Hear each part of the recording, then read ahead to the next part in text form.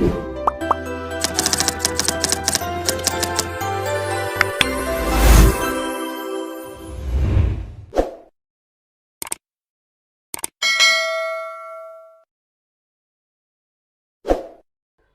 Aspirant, मैं Rohit Gupta Delhi IAS academy के इस डिजिटल प्लेटफॉर्म में आपका स्वागत करता हूं। आज की वीडियोस में हम अपने प्लैनेट अर्थ को ग्लोब के माध्यम से समझने की कोशिश करेंगे। सबसे पहले हम ये देखते हैं कि ग्लोब क्या होता है। तो जनरली ये जो आप स्ट्रक्चर है, ये जो आप देख रहे हैं, इसे ही ग्लोब कहा जाता है, जिसमें सारे देश के सारे कॉन्टिनेंट को, सारे ओशंस को इसमें रिप्रेजेंट किया जाता है। इस ग्लोब को आप अपने ऑफिस, स्कूल या फिर कॉलेजेस में देखे होंगे। इस ग्लोब के माध्यम से हम पृथ्वी को जानने की कोशिश करते हैं, समझने की कोशिश करते हैं। आइए देखते हैं कि ग्लोब के माध्यम से हम किसी भी लोकेशन को हम रिप्रेजेंट कैसे करते हैं। कोई से भी देश कहाँ पर है उसको जानने के लिए हम इस ग्लोब की मदद लेते हैं। बेसिकली ग्लोब को समझने के लिए इस ग्लोब में आपको दो लाइन दिखती है जो कि लैटिट्यूड और लॉन्गिट्यूड कहलाती है। तो बेसिकली ये जो आपका ग्लोब है, इसका जो अपर पार्ट है वो नॉर्थ पोल कहलाता है और जो नीचे वाला पोर्शन है वो साउथ पोल कहलाता है, और जिसके रेफरेंस में इस पृथ्वी का रोटेशन होता है। ओके, तो ये आपका नॉर्थ पोल है और ये आपका नीचे वाला साउथ पोल कहलाता है। इस नॉर्थ पोल और साउथ पोल को जो लाइंस ज्वाइन करती हैं वो लॉन्गिट्यूड कहलाती हैं। सिमिलरली ये यहाँ पर जो आपको फ्लैट एंड स्लाइड लाइंस जो दिख रही हैं, आपकी जो फ्लैट हैं वो आपकी लैटिट्यूड लाइंस कहलाती हैं। और ये जो लैटिट्यूड वर्ड है बेसिकली इस फ्लैट वर्ड एफ को अगर हटा दें अपन तो LAT, तो लेट, तो दिस लाइंस जो लेटी हुई लाइंस हैं वो आपकी लैटिट्यूड कहलाती हैं। ये दोनों रेखाएं बहुत महत्वपूर्ण होती हैं किसी भी इस पूरे पृथ्वी पे किसी भी प्लेस या लोकेशंस को अपन को लोकेट करने के लिए। ठीक है, तो जिस तरीके से यहाँ पर आप देख सकते हैं कि ये जो आपकी लैटिट्यूड और लॉन्गिट्यूडनल लाइंस हैं ये बेसिकली काल्पनिक रेखाएं हैं, इमेजिनरी लाइंस हैं। ये लाइंस जो है आपकी लैटिट्यूड या फिर लॉन्गिट्यूड, इनका जनरली इस अपना अर्थ जो प्लैनेट है उसके कोर से हम अगर पृथ्वी की जो सतह है, अर्थ का जो सरफेस है, अगर हम वहां पर उसको इंक्लाइन करते हैं तो जो एक एंगल सब्स्टिट्यूट होता है सेंटर से, कोर से, वही एंगल्स जो हैं आपको लाइन के फॉर्म में रिप्रेजेंटेड रहती हैं। जिस यहाँ पर आप देख सकते हैं कि जैसे ये लैटिट्यूड लाइन है, तो लैटिट्यूड में क्या हो रहा है आपका कि जो सेंटर से जो लाइन अर्थ सरफेस में आ रही है, अगर वो जो फर्स्ट लाइन है जैसे centre to surface, it is of 0 degree. Next इसी तरीके से हम नॉर्थ पोल की तरफ आगे बढ़ते जाएंगे तो आएगा 1 डिग्री, देन 2, 3, 10, 20, 30, 40, 60, 70, 80 एंड देन जो पोल है वहां पर अपना आ जाएगा 90 डिग्री। ठीक, यहां पर अब आपको जब आप देखेंगे तो यहां पर आपको ये जो लाइंस जो दिख रही हैं, आपको जो लैटिट्यूडनल लाइंस है वो किसी भी ग्लोब में रिप्रेजेंटेड मिलेगी। यहाँ पर जो सबसे बड़ी आपकी या 0 डिग्री वाली जो लाइन है वो लाइन कहलाती है आपकी इक्वेटर लाइन। देन उसके ऊपर सारी लाइंस को रिप्रेजेंट किया गया है डिग्रीज में, 10 डिग्री, 20, 30, पहुंचते हुए नॉर्थ पोल में 90 degree. Similarly toward south pole हम जाते हैं तो 0 डिग्री को रेफरेंस लाइन लेते हैं, इक्वेटर लाइन जिसे क्या कहा जाता है। उसके नीचे जाते जाएंगे तो आपका आते जाएगा 10 degree south, 20 degree south, 30 degree south and so on up to the south pole. Okay, तो this is all about latitude lines. तो ये जो लैटिट्यूड वाली लाइन है यह पृथ्वी की सतह पर एक बिंदु की कोणीय दूरी जिसे पृथ्वी के केंद्र से डिग्री में मापा जाता है। यहाँ पर आपको स्लाइड में इंग्लिश और हिंदी दोनों माध्यम में लिखा हुआ मिल जाएगा। ये जो आपका लैटिट्यूड और लॉन्गिट्यूडनल वाली लाइंस हैं जो ग्लोब में रिप्रेजेंटेड रहती हैं, जो इमेजिनरी लाइंस हैं, वो आपके ये पूरे ग्लोब को आगे चल करके पूरी ज्योग्राफी को समझने के लिए हेल्पफुल है। साथ ही साथ ये कई सारे एग्जाम्स में पूछी जाती हैं, तो जिसके बारे में हम डिटेल्स में हमें जानकारी होना जरूरी है। ये जो अब अगला जो पॉइंट आप देख सकते हैं कि ये जो आपकी लाइन है, जो सबसे बड़ी लाइन कहलाती है, वो आपकी इक्वेटर लाइन कहला रही है। ओके, और उसके ऊपर जब अपन जाते हैं तो जैसे कि हम जानते हैं कि जो हमारी पृथ्वी है वो 23.5 डिग्री 23.5 डिग्री झुकाव के साथ झुकी हुई है, और फिर सूर्य का चक्कर लगा रही है। तो ये 23.5 डिग्री जो लाइन, इसलिए जो 23.5 डिग्री है आपकी, 23.5 डिग्री जो नॉर्थ में है और जो साउथ में है, यहाँ इनके मध्य में ही क्या होता है, सूर्य की किरणें डायरेक्टली पृथ्वी पर पड़ती हैं। इसीलिए इनको नाम दिया गया है 23.5, जो कि ये 20 और 30 के बीच में पड़ेगी। यहां पर आपका इस लाइन को कहा गया है ट्रॉपिक ऑफ कैंसर, और जो साउथ में है 23.5 डिग्री, इसे कहा गया है ट्रॉपिक ऑफ कैप्रिकॉन, कर्क रेखा और मकर रेखा। अगले पॉइंट में आप देख सकते हैं अक्षांश की सबसे महत्वपूर्ण रेखाएं भूमध्य रेखा है, जिसे इक्वेटर कहा जाता है या विषुवत रेखा भी कहा जाता है। ऊपर उत्तरी गोलार्ध में जो 23.5 डिग्री आ रहा है उसे हम कर्क रेखा या ट्रॉपिक ऑफ कैंसर बोलते हैं, और जो नीचे तरफ जो साउथ पोल है, मतलब जो सदर्न पार्ट है हमारा, जो दक्षिणी गोलार्ध है, इसमें जो 23.5 डिग्री लाइन को शब्द दिया गया है उसे कहा गया है मकर रेखा या फिर ट्रॉपिक ऑफ कैप्रिकॉन। इसी प्रकार से हमें यह भी पता है कि नॉर्थ पोल की तरफ आर्कटिक सागर है और नीचे तरफ जो है वो अंटार्कटिक महाद्वीप है। तो ऊपर तरफ जो आर्कटिक सागर है, जो नॉर्थ पोल तरफ है, उस 66.5 डिग्री के ऊपर 66.5 डिग्री लाइन को हम आर्कटिक सर्कल कहा गया है, और जो नीचे तरफ है, जो अंटार्कटिका तरफ है, जो साउथ पोल तरफ है, उसे हम अंटार्कटिक सर्कल के नाम से जानते हैं। अब अगर हम यहां पर देखें तो ये आपको अगला जो ऑब्जेक्टिव टाइप क्वेश्चंस पूछा जा सकता है या जो पूछता है वो ये है कि हमारे पास जो लैटिट्यूड लाइंस हैं वो टोटल नंबर ऑफ कितनी है, कितनी संख्या में है।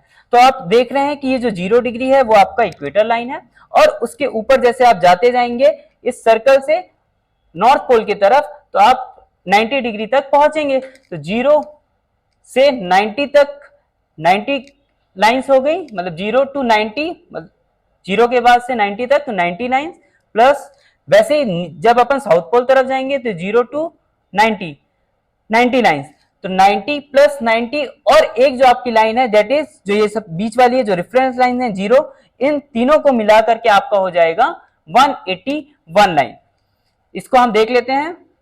ये देखिए, इफ अगर यहां पर नॉर्थ पोल और साउथ पोल को हम पॉइंट कंसीडर नहीं करते हैं और उसे एक सर्कल ही मानते हैं या एंगल ही मानते हैं, कोण मानते हैं जो केंद्र से जुड़ा हुआ है, तो हमारी total number of latitudinal lines कितनी हो जाएंगी, 181। और अगर नॉर्थ पोल और साउथ पोल को हम अगर पॉइंट कंसीडर करते हैं, सर्कल कंसीडर नहीं करते हैं, तो हमारी 2 रेखाएं कम हो जाएंगी और हमारे पास कुल 179 लैटिट्यूडनल लाइंस हो जाएंगी।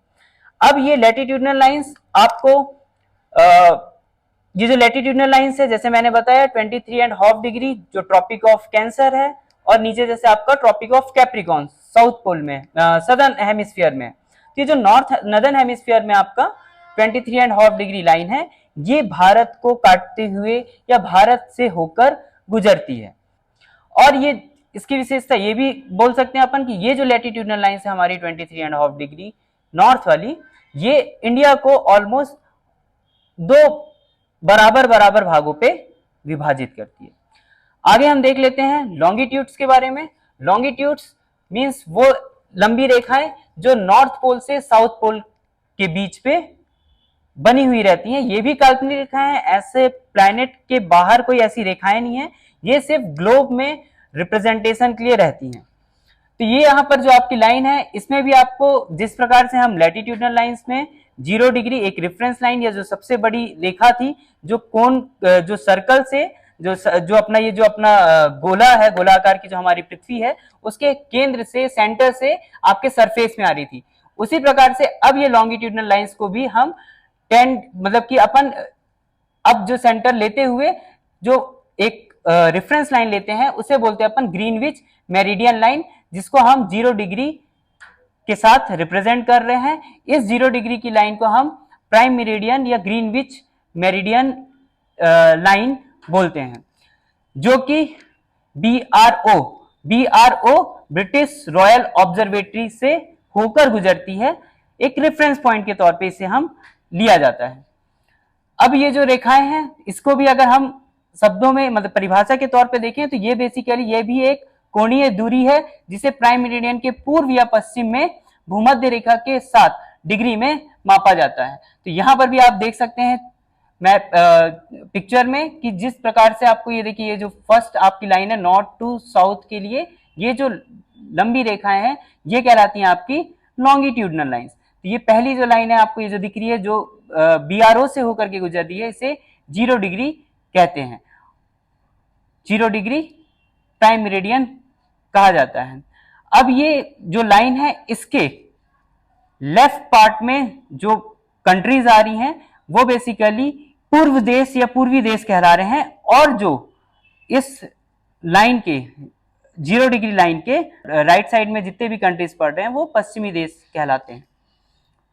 यहां पर इसके बाद हम देख सकते हैं इसको, तो बेसिकली अब ये लाइन जो है लॉन्गिट्यूडनल लाइंस, ये बेसिकली जो लॉन्गिट्यूडनल हमारी जो रेखाएं हैं, देशांतरी रेखाएं हैं, ये किसी भी देश के मानक समय को दर्शाने के लिए इस्तेमाल की जाती हैं, और साथ ही साथ किसी दो देश के बीच की दूरी के बारे में भी अगर हमें जानकारी चाहिए या कितना समय लगेगा हमको जानने के लिए, इस सब की जानकारी भी हमें इस लॉन्गिट्यूडनल रेस से या लॉन्गिट्यूडनल जो हमारी लाइन है, देशांतरी रेखाएं हैं, इससे हमको पता चलता है।